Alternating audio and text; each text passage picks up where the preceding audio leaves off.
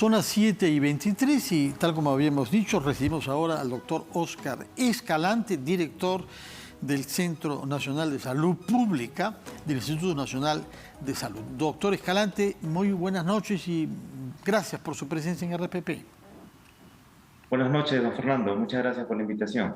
¿Tiene datos ya sobre el número de fallecimientos registrados las últimas 24 horas? No, todavía no he podido revisar esa información. Parece que ha subido bruscamente la cifra a más de 120, lo cual, de confirmarse, sería la cifra más elevada en lo que va del último mes. Si esto fuera el caso, no sé si es que le sorprenda esta cifra o no, ¿cuál es su reacción? Si se confirmase este alza de cifras, veníamos teniendo una cantidad de muertos inferior a 30, ¿no?, durante los últimos días. Bueno, de todas maneras preocupante, ¿no? Estábamos reportando, como usted muy bien lo menciona, entre 30, máximo 40, 45, estábamos reportando diariamente. Ya esto ya preocupa un poco, tendría relación con la aparición de las nuevas variantes, las estimaciones que ya había hecho el CDC, que en las próximas semanas esto iba a ir incrementándose poco a poco. A causa, dice usted, de las variantes nuevas, particularmente de la Delta. En realidad, de acuerdo a nuestro último reporte, tenemos un incremento tanto de la variante Delta como de la variante Gamma. Entonces, estamos jugando con las dos, no sabemos, todavía no tenemos esa data para poder confirmar cuál ha sido el motivo del fallecimiento de estas personas. Sería interesante poder analizarlo. De acuerdo. ¿Usted tiene la cifra del número de casos de la variante Delta que se han podido detectar en nuestro país? Sí, bueno, nosotros hemos detectado hasta la fecha 105 casos. 105 casos. Así es. La mayoría en Lima, pero hay en varias regiones.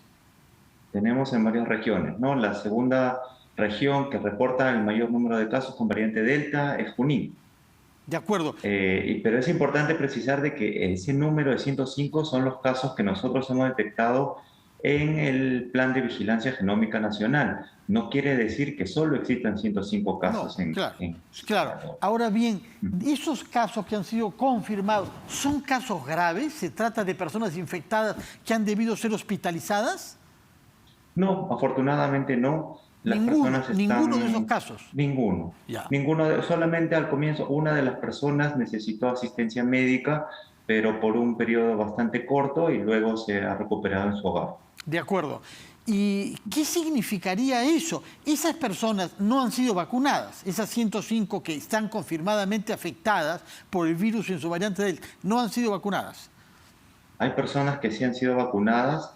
Tenemos más o menos unas 8 de esas personas ya son adultos mayores, entonces ya habían recibido las 2 dosis de la vacuna. Nos alegra de todas maneras que esas personas no hayan necesitado ninguna asistencia médica, lo que evidencia que la vacuna está funcionando. Que está funcionando. Y estamos en capacidad de acelerar la vacunación si es que naturalmente recibimos las dosis que están previstas. Sí, yo creo que sí, ya el ministro lo ha anunciado, la directora de inmunizaciones también, se han intensificado las capacitaciones para poder acelerar la vacunación. Como usted muy bien lo dice, estamos a expensas solo de recibir un buen lote para poder acelerar este proceso. ¿En qué situación nos hallamos respecto de la capacidad de hacer test de anticuerpos? ¿Cuántos laboratorios lo hacen? ¿Con cuánta perfección técnica somos capaces de hacerlos? ¿Y qué nos vienen indicando estos test? Bueno, en realidad nosotros no hemos hecho ese análisis porque la detección de los anticuerpos nos va a poder identificar si el paciente ha tenido contacto con la infección o si ha recibido la inmunización, ¿no? Para poder brindar la atención, el adecuado control de la enfermedad, no es necesario en este momento. Es cierto que en el Instituto Nacional lo realizamos, pero es solo con fines de investigación para poder demostrar la efectividad de la vacuna y los estudios de cero prevalencia, que también son un importante indicador de cómo se está desarrollando la pandemia en el país. Quiere decir que no se practican muchos tests para establecer si las personas tienen o no anticuerpos. No es una Ahora, medida que sin nosotros embargo, estamos aplicando. hemos escuchado algunas voces que se elevan con frecuencia para desacreditar la vacuna Sinopharm, que dicen haberse sometido a test de anticuerpos y que los vacunados con Sinopharm no revelan tener anticuerpos. ¿Usted está informado de estas posiciones críticas? He escuchado, sin embargo, eso se refuta claramente con un estudio que nosotros ya hemos publicado hace más o menos 3 meses con personas precisamente vacunadas con Sinopharm y que habían demostrado que el 97% de estas personas habían desarrollado muy bien los anticuerpos con unos títulos suficientemente altos como para podernos proteger. ¿Y cómo reacciona entonces cuando oye usted decir a algunas personalidades, incluso médicos o científicos, especialistas, responsables, sostener que la Sinopharm no da garantías de eficacia, puesto que no se pueden detectar anticuerpos cuando se practican test en algunos casos? Bueno, yo creo que eso ya ha sido demostrado no solamente en nuestro país, sino en diversos países del mundo. Los reportes que se han hecho en relación a la efectividad de la vacuna Sinopharm confirma totalmente que es una vacuna que ha demostrado su efectividad y que está totalmente autorizada por la OMS para su uso. De acuerdo. Ahora bien, usted nos ha dicho que el número de variantes, de casos de la variante Delta ha aumentado y que esto nos lleva a plantearnos si es que no estaremos acabando con el fin de la segunda vuelta y comenzando una tercera ola. ¿Tenemos indicios para sostener que esto es así? Estamos viendo en estas semanas un incremento de los casos, ¿no? Esto que hemos detectado se asemeja mucho a lo que nosotros identificamos al inicio de la segunda ola. Eso nosotros ya lo hemos compartido con las otras direcciones del Ministerio de Salud y hemos concluido de que esto podría reflejar el inicio de una tercera ola. Nosotros ya tenemos el plan de respuesta para poder enfrentar esta posible tercera ola. Estamos intentando de que no sea tan catastrófica como ha sido en otros países, ¿no? Como la India o incluso países industrializados como el Reino Unido, y en este momento Estados Unidos está sufriendo la peor ola de toda la pandemia. De acuerdo. Ustedes dicen que tienen un plan. ¿En qué consiste ese plan para evitar que pase acá lo que ha pasado en otros países, incluso, como usted dice, países desarrollados? Bueno, en primer lugar, nosotros hemos planificado el incremento de las pruebas moleculares que se desarrollan en nuestro país. En este momento nosotros tenemos una gran capacidad para poder diagnosticar rápidamente. En el Instituto Nacional de Salud podemos realizar aproximadamente entre 6.000 a 8.000 pruebas diarias y en todo el país tenemos una capacidad para procesar 14.000. Pero estamos reforzando los 14.000 a nivel nacional por día, pruebas. Por día en el sector público. Pruebas moleculares. Así es. De acuerdo. Así es. ¿Quiénes son estas personas que se someten a pruebas? ¿Son personas sobre las que hay sospechas o son personas aleatoriamente escogidas? No, son personas en las que hay sospecha. Nosotros estamos tratando de intensificar eso, que no solamente sean las personas sintomáticas, sino también los contactos de los sintomáticos para poder tratar de identificar rápidamente y evitar que el virus se siga dispersando. ¿Quiere decir que son pruebas que se practican a personas que han acudido en busca de ayuda médica? No necesariamente. También tenemos los puntos COVID. Estamos incrementando también el número de estos puntos y también planificando la implementación de puntos COVID móviles que se desplacen rápidamente cuando identifiquemos un incremento en alguna localidad para poder cubrir la totalidad de esa área e identificarlos rápidamente y aislarlos. Aislarlos. ¿Cómo se hace para aislarlos? Porque muchas críticas se han formulado contra nuestra falta de capacidad de hacer cercos epidemiológicos. Y ahora sí nos dice usted que una vez que se establece la existencia de la infección en alguien, se le aísla.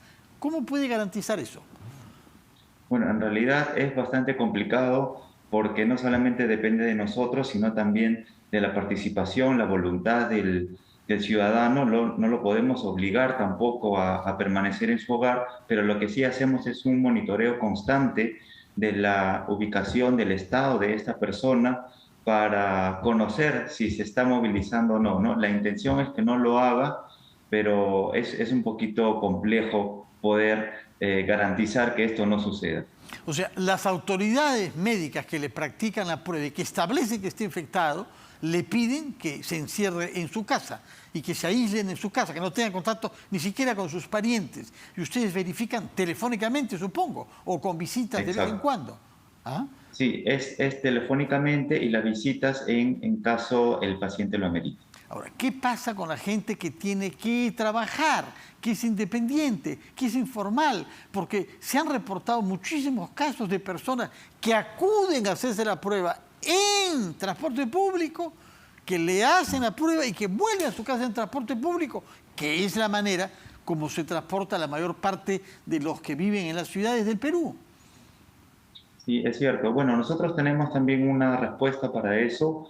Está la línea del Ministerio de Salud que pueden llamar y los equipos de respuesta rápida van a acudir inmediatamente al hogar para evitar de que esa persona se tenga que trasladar. Recuérdenos ese número, por favor, del Sí, Ministerio. el 113. El 113, 113, y llamar a consultar si uno siente síntomas o teme por alguna razón haber sido contagiado. Efectivamente, sí. Día y Cualquier noche, día y sintomatología, noche. contacto, llame inmediato. Sí, la atención es 24 horas. De acuerdo. Hemos aumentado el número de laboratorios capaces de hacer, por una parte, pruebas rápidamente y por otra parte también el análisis de la secuencia genómica para establecer qué tipo de variante es la que ha infectado. ¿En qué cifras tenemos ahora respecto de los laboratorios capaces de hacer esta doble tarea? Bueno, a nivel público, nosotros como Instituto Nacional de Salud ya tenemos esta capacidad que le mencionaba de realizar un gran número de pruebas moleculares y también hemos dado un gran salto en el tema de la secuenciación genómica en comparación con el 2020, ¿no? En el 2020 ustedes pueden ver en nuestra página web que secuenciamos en todo el año aproximadamente 1.200 muestras y este año nosotros hemos podido incrementar esa capacidad a 1.200 mensuales. 1.200 secuencias genómicas por mes, es decir, defínanos claramente qué cosa es una secuencia genómica, por favor. Bueno, una secuencia genómica nos va a permitir identificar cuál es la información genética que tiene el virus, ¿no? Esta información genética que permite nos va a poder determinar, va a codificar unas proteínas y estas proteínas hacen que el virus se comporte de distinta manera. Cuando información genética sufre algunas mutaciones, se generan las variantes. De acuerdo. Ahora, todo esto, todo este esfuerzo que se hace de análisis, de pruebas y de secuencias genómicas, los ha conducido a la conclusión de que lo más probable es que estemos ya comenzando una tercera ola. ¿Cuál es el calendario de la evolución de esta ola que están previendo y las cifras de casos y de muertes que podemos temer? Sí, es bastante impredecible, pero tomamos como referencia lo que ha pasado en otros países, ¿no? En el Reino Unido, por ejemplo, pasaron aproximadamente 45 días desde la aparición del primer caso de la variante Delta hasta la presentación de una ola de las magnitudes que hemos podido ver. En nuestro país ya han pasado esos 45 días, vemos que se están incrementando los casos. Yo personalmente tengo una hipótesis. la variante lambda ya se encuentra posicionada en nuestro país. Al momento de la inserción de la variante delta, todas van a comenzar a competir definitivamente porque quieren permanecer en la comunidad, y quien contagie más rápido es la que va a perpetuar. En este momento yo creo que se encuentran en competencia, por eso es que vemos que la variante Delta no ha subido de la manera tan exponencial como lo hemos visto en otros países. Su La tesis estimación que ha es que a realizado... causa de la variante lambda, llamada también brasileña, es que la delta no ha penetrado tan rápidamente como en otros países. ¿Esto es correcto? Tenemos la variante gamma, que es Sí. la brasilera, Sí. que es la que se encuentra en este momento dominando el oriente de nuestro país, Loreto y Ucayali, y la lambda, que es la variante que fue identificada aquí en el país, Andina le ¿no? llaman, ¿no? Andina. La que le dicen andina, sí, Para no que es la llamarle que peruana ha... en realidad, para no... Sí. Bueno, No hay problema, ya. sí. Entonces, yo creo que de todas maneras las variantes están compitiendo, ¿no? Por eso es que a pesar de que la lambda se ha dispersado en todas las regiones, no ha podido entrar al oriente, porque ahí ya estaba la variante gamma bastante estable, ¿no? Entonces, todas estas variantes van a competir. De acuerdo. Y si esta hipótesis que nos ha enunciado como suya propia se verificase, ¿cuánto tiempo podría tomar salir de esta tercera ola? Bueno, yo creo que, tomando como referencia, como le digo, lo que ha pasado en otros países, pero considerando esta hipótesis que le acabo de mencionar, tal vez en aproximadamente 30 días nosotros podamos ver ya un incremento bastante significativo de casos, O ¿no? sea que Por eso es estaríamos en que el pico de esta eventual tercera en ola en dentro de el 30 pico. días, es decir, hacia fines de septiembre, que es lo que nos había Exacto. prevenido el ministro de Salud en realidad hace varias semanas, ¿no? Hacia Así es, fines de así es, septiembre. así es, ¿no? Así es, Hacia para fines, fines de septiembre. de acuerdo. Y respondiendo a su pregunta anterior en cuanto a la estimación de los casos, nosotros nos hemos preparado de acuerdo al peor escenario que ha estimado el Centro Nacional de Epidemiología y Control, donde ha presentado un número de contagios bastante grande, ¿no? 4,5 millones casi de contagiados, un número de fallecidos también elevado de 105.000, que supera a lo sucedido en la primera y en la segunda ola. De acuerdo, estamos ante una realidad en realidad dura. Y la mejor manera de combatirla es, por una parte, acelerando la vacunación y, por otra parte, ejerciendo radicalmente las medidas sanitarias de base.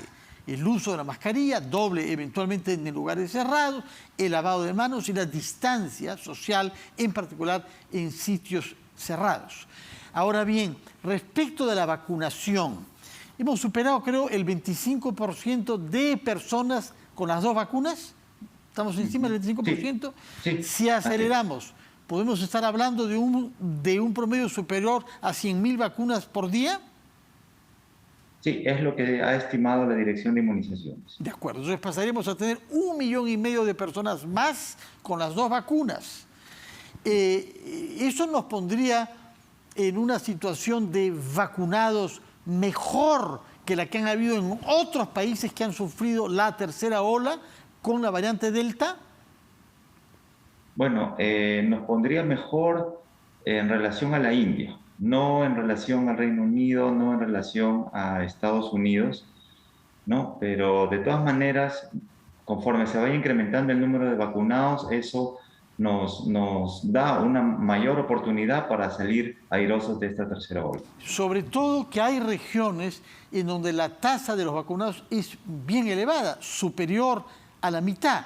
Y especialmente el caso en Tacna, ¿no? Pero también en alguna otra región. Exacto, ¿no? Definitivamente las fronteras es un punto muy importante, por eso es que nosotros saludamos que se haya trabajado de esa forma en la ciudad de Tacna, porque eso permite que el ingreso de nuevas variantes se vea mermado, ¿no? De acuerdo. Doctor Óscar Escalante, muchas gracias por sus explicaciones, que si bien son técnicas como corresponde a su especialidad en biología, llevan a una exhortación ciudadana, ¿no? Redoblar las medidas para evitar el contagio. Mientras menos contagiados hay, más difícil es al virus pasar de un lado a otro y naturalmente, una vez más, hallarnos ante la situación de no hay camas, no hay oxígeno y hay una mortalidad que es consecuencia del virus, pero también de nuestras carencias. Definitivamente, don Fernando, esto es una lucha de todos. Nosotros hemos preparado este plan, crean que vamos a hacer nuestro mejor esfuerzo y necesitamos el apoyo también de todos los peruanos para, con la participación de la ciudadanía, respetar todos estos protocolos que también entendemos que después de casi 2 años de pandemia es un poquito cansado, pero invocamos a la fuerza que tenemos todos nosotros para poder continuar en la lucha contra el COVID. Hay que resistir, como usted dice, y aceptar resignadamente algunas limitaciones, una de las cuales es sin duda el que no podrán restablecerse clases presenciales mientras estemos bajo esta amenaza de una tercera ola, ¿no? De manera que eso es algo importante, que los padres de familia, que están naturalmente reclamando con toda razón que sus hijos puedan tener clases por razones de conocimiento, pero también de socialización y de relaciones afectivas, hay que comprender que estamos ante una emergencia que no hemos superado. Muchas gracias, doctor Escalante. Muchas gracias. Buenas noches, gracias por su tiempo. Vamos a ir a una pausa y después de haber hablado de problemas políticos y sanitarios, corresponde que hablemos de cine, porque la ficción es tan necesaria para la vida como la realidad, y mañana se inaugura el más importante festival de cine de nuestro país, una de las manifestaciones culturales más importantes, el Festival de Cine de Lima, y vamos a conversar con el director de este festival, que es el director del Centro Cultural de la Universidad Católica, el señor Marco Nulethaler. Primero vamos a una pausa.